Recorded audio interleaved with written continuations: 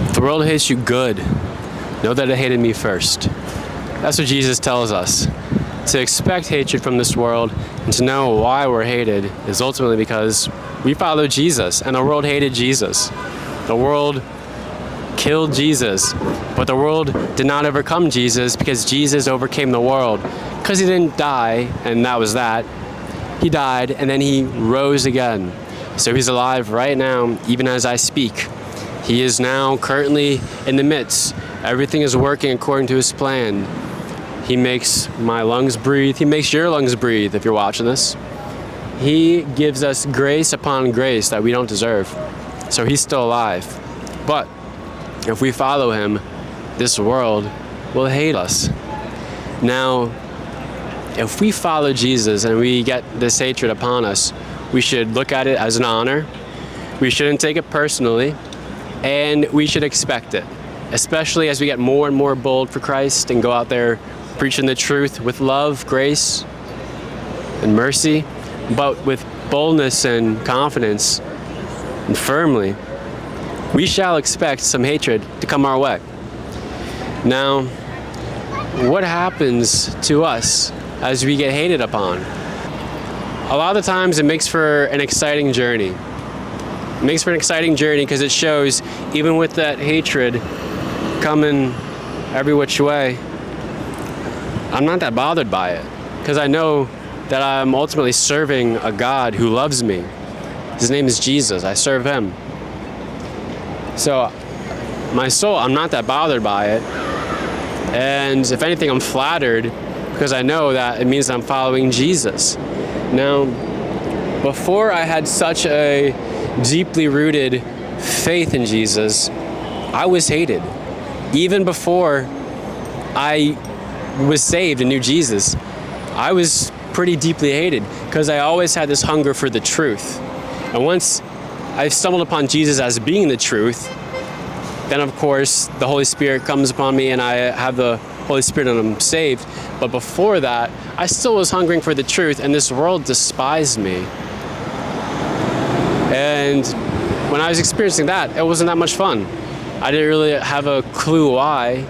I thought everyone was authentic and genuine and real, for the most part, right?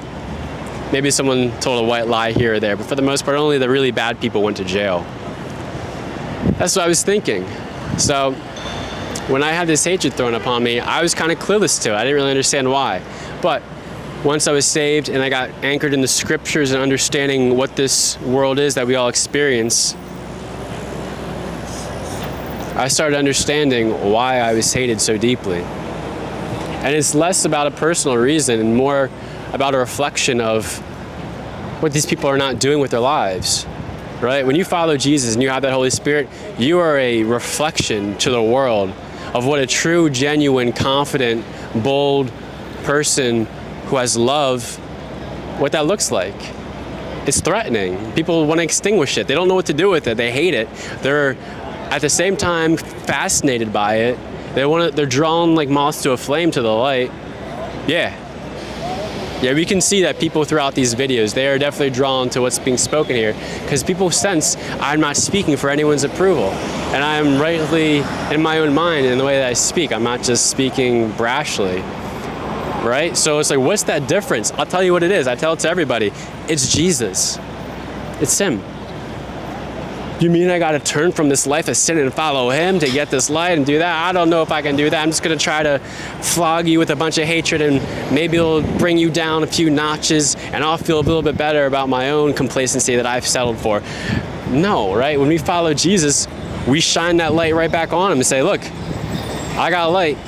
It comes from Jesus. You don't. You're not following Jesus. You got the choice to do so. You got the choice to turn from your sin, follow him. But you're not doing that. So when we hold that mirror up, then comes the strife, the jealousy, the envy, the petty little games, the isolation, the triangulation, the attempts to try to break your will and break your spirit, right? It's just the game that the devil plays. And those who have fallen for his schemes, they also play too, knowingly or unknowingly. Maybe they don't know they're doing it. They don't have to know whom they're serving, but if they're not serving Jesus, I guarantee you that they're serving the world. And if they're serving the world, they're serving the demonic and the devil. It's binary. You follow Jesus or you perish. You follow Jesus or you follow the demonic. So we are to show these people love and compassion when they hate us, understanding that they just are not planted in the truth as us believers are. We love them, we show them compassion, we stand firm in our boundaries.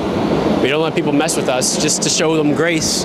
You can push me around and I'll just forgive you, and I'll push me around some more and I'll forgive you again. It's like, oh, you want to push me around? Bye-bye. May the God of heaven deal with you, right? That's how I handle those situations these days. But yeah, as you stand more and more firm in your faith, you will get hated.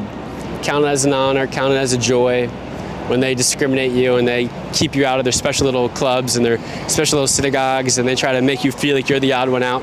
Yeah, you are, because you're pursuing a holy, good God. You're pursuing following Him. And the world's not going to like that. So count it a joy when you get hated, and stand firm in your faith, and know ultimately that we are hated because they first hated Jesus. Follow Jesus, keep following Him, and we'll see you on the next episode as well. P.S. I love my haters too.